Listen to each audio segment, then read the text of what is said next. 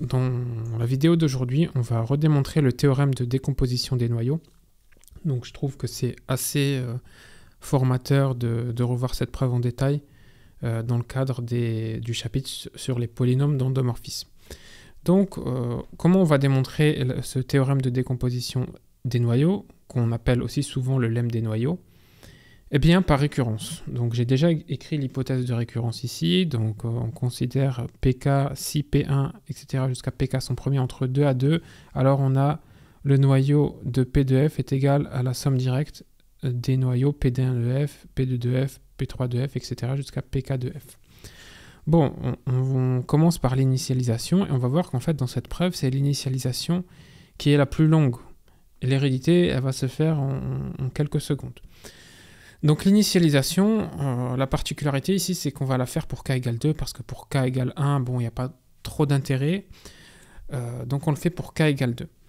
Bien, alors k égale 2, ben, qu'est-ce que ça signifie? Ça signifie que P, ben, il va s'écrire P1, P2. D'accord? Donc c'est ici, hein, donc on le fait par récurrence sur k, le petit k qui est là. Et donc pour k égale 2, P est égal à P1, P2. D'accord? Donc je vais l'écrire ici, P est égal à P1, P2, avec pour hypothèse que P1, donc les PI sont premiers entre 2 à 2, ben, ça signifie que dans notre cas, dans le cas k égale 2, ben, ça va signifier que P1 est premier avec P2, ce que j'écris comme ceci. D'accord? Donc ça, c'est l'hypothèse.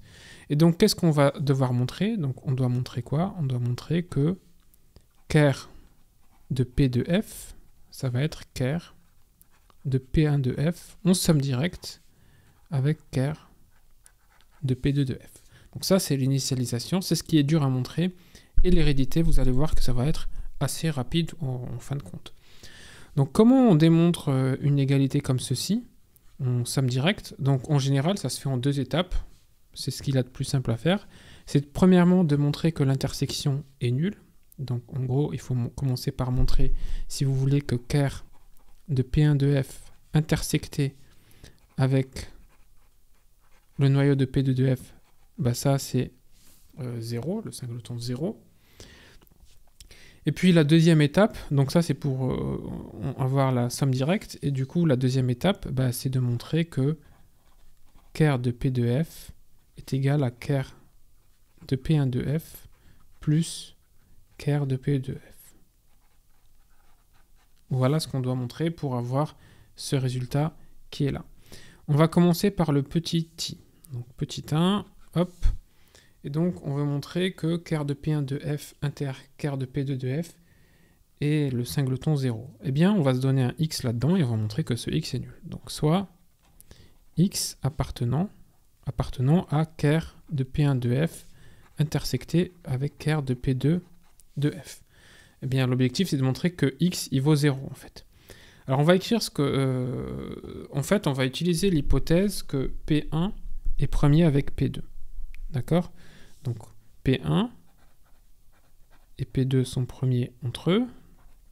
Donc, on va utiliser le théorème de Bézout qui nous dit que... Donc là, c'est un égal. Hein, c'est assez mal écrit, mais c'est un égal. Donc, qu'est-ce que ça nous dit? Ça nous dit qu'il existe U et V appartenant à K de X. Donc ça, c'est le théorème de Bézout qui nous dit ça. Le fait que P1 et P2 soient premiers entre eux, tel que U P1 plus V P2 égale 1. Ça, c'est le théorème de Bézout. Bien, l'idée maintenant, c'est qu'on va appliquer cette identité en F. Ensuite, on va appliquer en X. Mais pour ça, il y a des règles. Quelles sont les règles? Eh bien, ce sont les règles sur les polynômes d'endomorphisme que j'ai rappelés ici. Donc, voici le cadre. Donc, P, c'est un polynôme, donc K de X. Si on l'applique en F, eh bien, on a cette identité-là. D'accord? Donc, c'est exactement ce qu'on va faire ici. On va prendre... Ça, c'est un polynôme, d'accord? Vous imaginez que ça, c'est dans K de X. On l'applique en F. À gauche, qu'est-ce que ça va donner? À gauche, c'est pas très difficile. C'est UP1 plus VP2 qu'on va appliquer en F. Ensuite, maintenant, la difficulté, c'est le 1 appliqué en F. Ben, en fait, le 1, vous imaginez que P, en fait, P, c'est quoi? P, c'est 1. D'accord? Donc, en fait, regardez bien, ici, P, c'est 1. Donc, en fait, j'ai A0 qui vaut 1. Donc, si on applique la définition, donc ici, j'applique en F, bien sûr, l'endomorphisme qui est là, donc F, un endomorphisme de E, eh bien si j'applique le 1 en F, donc ça je l'applique en F, ben regardez la définition elle est là, P de F ça va être A0 identité, d'accord, mais le A0 chez nous c'est 1, vu que P c'est 1, donc en fait on va avoir P de F égale 1 fois l'identité, c'est-à-dire l'identité. Donc en fait ici, par définition, ça c'est la définition même des polynômes d'endomorphisme, c'est l'identité de E du coup. Le E c'est l'espace dans lequel on travaille. Maintenant on va appliquer en X, donc j'applique en X, bon cette feuille je la mets de côté mais on va en avoir besoin d'ici quelques secondes. J'applique en X, donc cette même identité, ça va donner quoi? Ça donne UP1 plus VP2 appliqué en F, appliqué en X, donc j'applique encore en X, et l'identité appliquée en X, ben ça fait X, d'accord? L'identité de X, c'est X. Voilà ce que j'obtiens.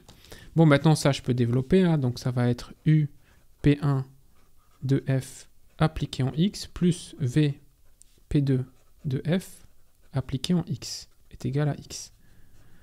C'est là qu'on va faire intervenir le deuxième résultat sur les polynômes d'endomorphisme, c'est celui-ci.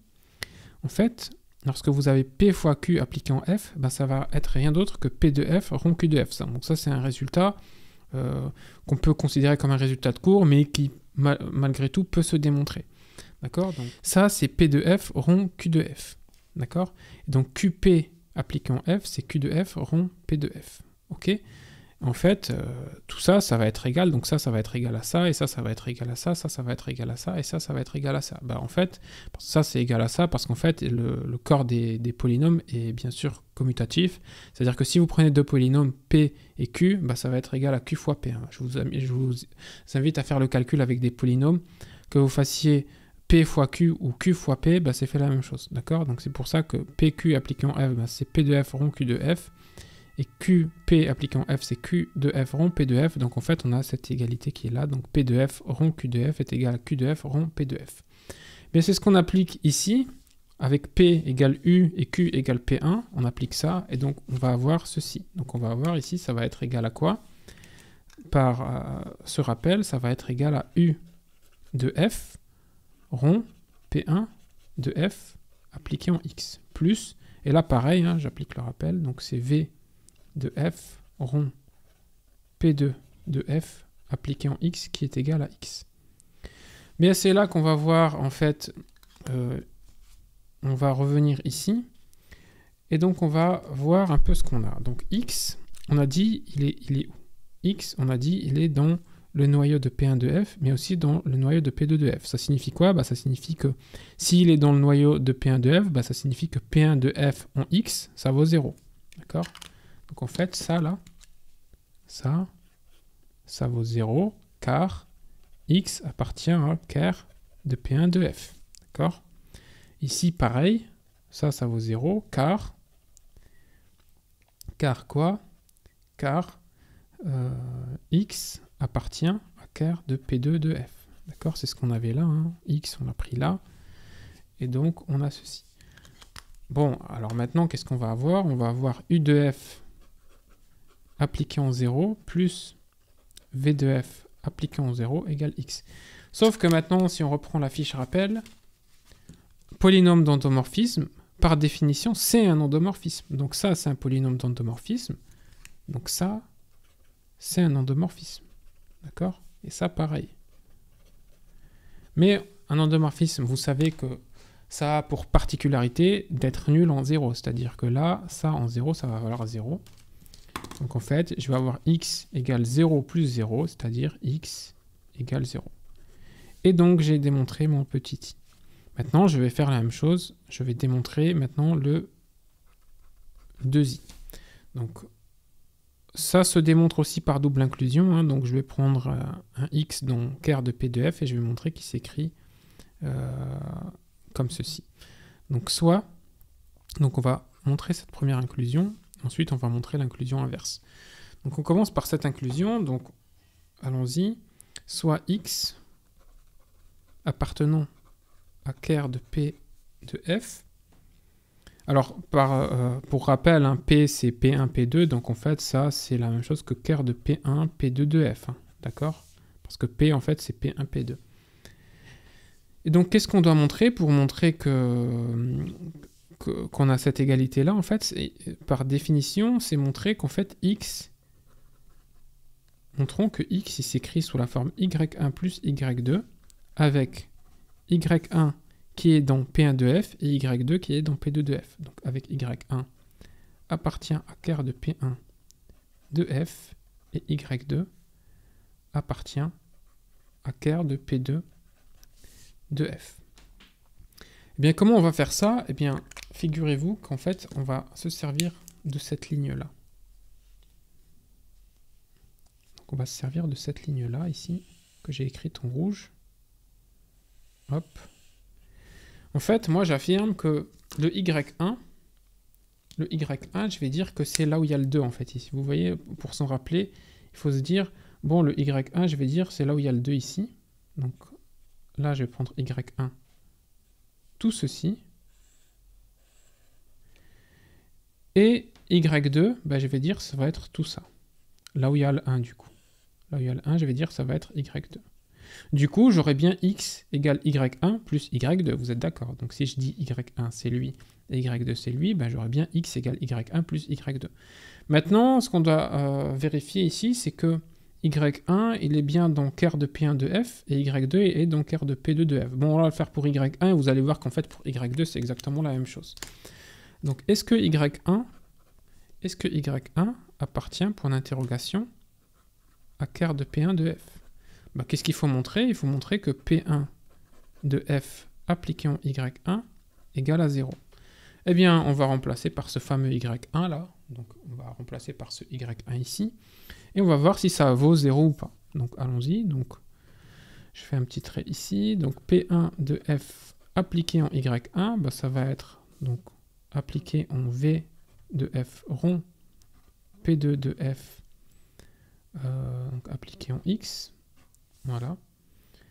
Et donc, on veut montrer que ça vaut 0. Et donc, on reprend la définition ici. On a dit que ça commutait bien. Hein. Donc, en fait, P1 de F rond V de F rond P2 de F, ben, je peux faire commuter comme je veux. Hein. Donc, ici, l'idée, c'est de se servir du fait que X, en fait, il est dans, regardez bien, il est dans le noyau P1, P2 de F.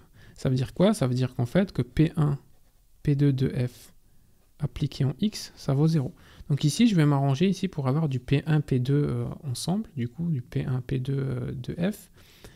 Et donc, appliqué en X, ça va valoir 0, et du coup, je vais pouvoir avoir mon fameux 0. Donc en fait, comment on va faire? Ben, on va dire ça, en fait, c'est V de F, rond, on va faire commuter comme ceci, rond P1 de F, rond P2 de F, de X.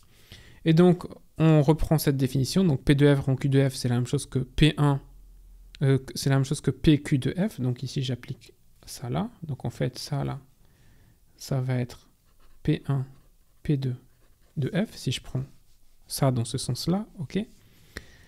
Et donc je vais avoir, ça c'est égal à V de F, rond P1, P2 de F de X, et donc c'est ce qu'on avait là, regardez, P1, P2 de F de X, c'est 0, parce que X est dans ker de P de F. Et donc ça là, ça vaut 0. Et donc ça, comme d'habitude, c'est un polynôme d'endomorphisme, c'est dans L de E. Et donc tout ceci, c'est la même chose que V de F de 0. Et donc un polynôme d'endomorphisme, donc un endomorphisme en 0, ça vaut toujours 0. Et donc j'ai montré que Y1 est bien dans ker de P1 de F. Je vous invite à faire la même chose avec Y2 qui est bien dans ker de P2 de F. Donc vous prenez cette fois-ci P2 de F, donc appliqué en, du coup, en ça, d'accord? Oui, c'est ça. Donc appliqué, donc P2 de F appliqué en Y2, donc avec ça. Et donc vous faites changer pour avoir P1, P2 à côté, et puis c'est exactement la même chose en fait. D'accord? Donc on a cette inclusion-là. Maintenant, on veut la deuxième inclusion. Donc je vous rappelle qu'on démontre ce résultat-là. Donc il faut montrer l'inclusion inverse. Donc on va se donner cette fois-ci un X là-dedans, et on va montrer qu'il est là-dedans. Donc allons-y, on tourne la page. Donc on va faire la deuxième inclusion, donc celle-ci. Donc on va prendre un x là-dedans et on va montrer qu'il est là-dedans. Allons-y. Soit x appartenant à ker de P1 de f plus ker de P2 de f. Donc, qu'est-ce qu'il faut montrer? Il faut montrer que x est donc ker de P de f. Donc, est-ce que ça implique, point d'interrogation, que x appartient à ker de P de f? Et donc, P de f, donc, je vous rappelle, P de f, c'est P1, P2 de f. Donc ça, c'est égal à ker de P1, P2 de f. Donc, est-ce que x est là-dedans? Bonne question, ben, allons-y. Déjà, on va écrire l'hypothèse. Donc, x est là-dedans, ben, c'est exactement dire que x, il s'écrit y1 plus y2 avec y1 qui appartient à ker de P1 de f et y2 qui appartient à ker de P2 de f. Donc ça, c'est dire que x est là-dedans. Là, j'ai traduit l'hypothèse. Bon, on va maintenant montrer que P de f de x, il vaut 0. C'est dire que x appartient à ker de P de f, et bien c'est exactement dire que P de f en x, appliqué en x, ben ça vaut 0. Ben, essayons de voir. P de f appliqué en x, ben, on va remplacer x par ceci, donc c'est P de f appliqué en y1 plus y2. P de f, je vous rappelle que c'est un polynôme d'endomorphisme, c'est un endomorphisme. Donc en fait, on peut utiliser la linéarité d'un endomorphisme, donc c'est P de f de y1 plus P de f de y2. Voilà ce que ça donne. Maintenant, y1, il est donc ker de P1 de f. Alors c'est là qu'on va se servir du fait que P de f, ben, c'est P1, P2 de f. Donc en fait, ça va être P1, P2 de f. Donc je vous rappelle que P, c'est P1, P2. Du coup, ça, c'est P1, P2 de f. Donc en y1, plus P1, P2 de f en y2. Et donc là, je vais de nouveau appliquer ça, hein, d'accord? Donc là, c'est P1, P2 en f, et là, c'est P1, P2 en f, donc on va appliquer cette formule-là. PQ en f, c'est P de f rond Q de f, donc là, ça va être P1 de f rond P2 de f, sauf que là, je vais plutôt écrire P2 de f rond P1 de f. Pourquoi? Parce que y1, il est dans P1 de f, donc j'aimerais bien avoir le P1 qui soit avec le y1. Du coup, ça, je vais dire, c'est P2 de f rond P1 de f appliqué en y1. Pourquoi j'ai mis dans ce sens? Parce que justement, je sais que y1 est dans P1 de f, donc P1 de f de y1, ça vaut 0. D'accord? Donc c'est pour ça que je l'ai mis dans ce sens-là. Par contre, là, c'est y2 qui est dans ker de P2 de f, donc ici, j'ai pas besoin, je peux écrire directement P1 de f rond P2 de f appliqué en y2. Et donc cette fois-ci, y2 est dans ker de P2 de f, et donc ça vaut 0. Et donc là, pareil, toujours le même raisonnement, P2 de f, c'est un polynôme d'endomorphisme, donc c'est un endomorphisme, donc ça, c'est un endomorphisme, et ça, pareil, c'est un endomorphisme. Un endomorphisme appliqué en 0, toujours 0, donc ça fait 0 plus 0, donc tout ça, ça vaut 0, d'accord? Et ça, pareil, tout ça, ça vaut 0, donc 0 plus 0, c'est-à-dire 0. Et donc, j'ai démontré ma deuxième inclusion. Bon, maintenant, on a montré le k égale 2, c'est-à-dire qu'on a montré ceci, donc on a terminé, hein, on a montré ça et ça, donc ça, on l'a démontré par double inclusion. Ça, ben, on l'avait fait, c'était le petit i là. Maintenant, on va se retrouver dans quelques secondes pour faire l'hérédité. Donc c'est parti pour l'hérédité, donc on écrit... Bon, montrons qu'il est vrai au rang k plus 1. Donc, il est vrai au rang k, donc on suppose qu'on a ceci, hein, donc si P1, PK sont premiers entre 2 à 2, alors on a ça.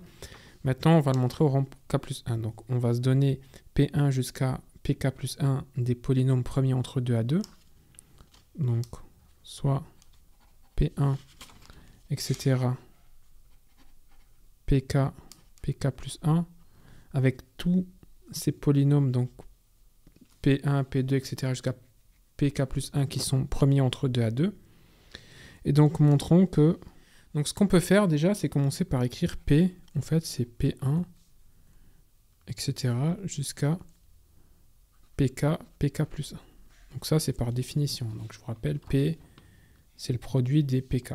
Donc nous, vu qu'on veut montrer le résultat au rang K plus 1, donc on écrit jusqu'à PK plus 1.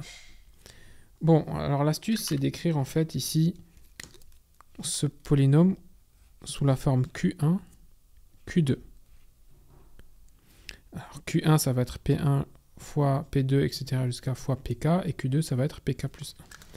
Et donc en fait, ce qu'on peut remarquer, c'est que Q1 et Q2 sont premiers entre eux. D'accord ? Q1 et Q2 sont premiers entre eux. Pourquoi ? Parce qu'en fait, PK plus 1, par hypothèse, il est premier avec P1. D'accord ? Tous les polynômes sont premiers entre eux de A2. Donc PK plus 1, il est premier avec P1. PK plus 1, il est premier avec P2, etc. Et donc PK plus 1, il est premier avec PK.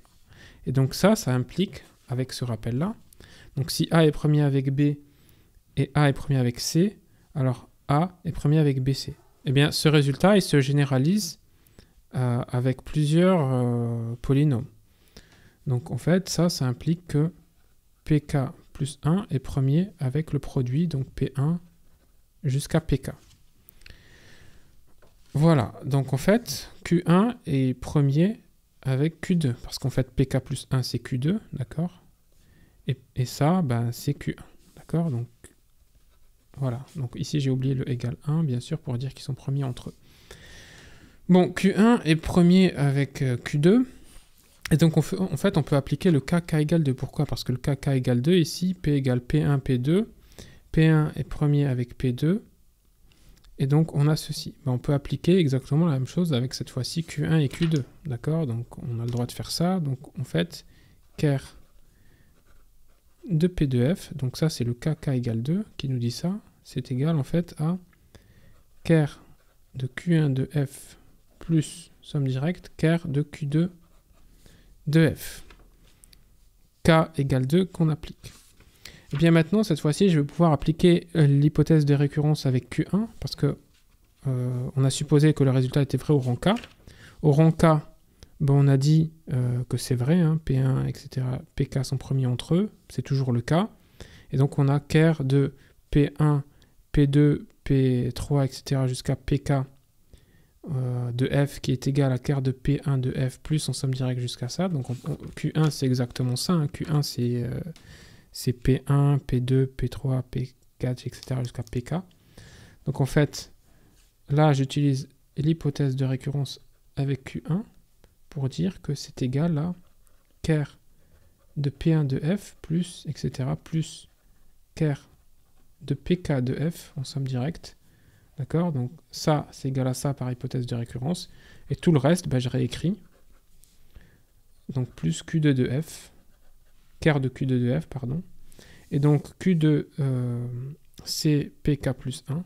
En fait, du coup, ça va donner ker de P1 de F plus, etc. plus ker de PK de F plus ker de PK plus 1 de F en remplaçant Q2 par PK plus 1. Et donc j'ai démontré mon résultat au rang K plus 1, ce qui termine la preuve.